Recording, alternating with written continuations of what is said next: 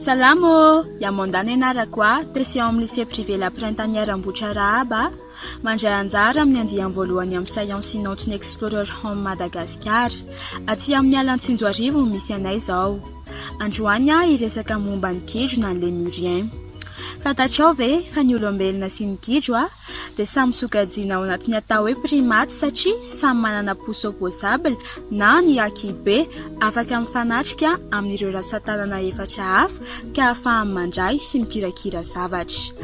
Kanefa na izany aza tsy tovina ovinana oviana amin'ny gidro isika satria izy ireny dia voloina kokoa noho isika ary mirakitra volo matevina daholo ny vatany.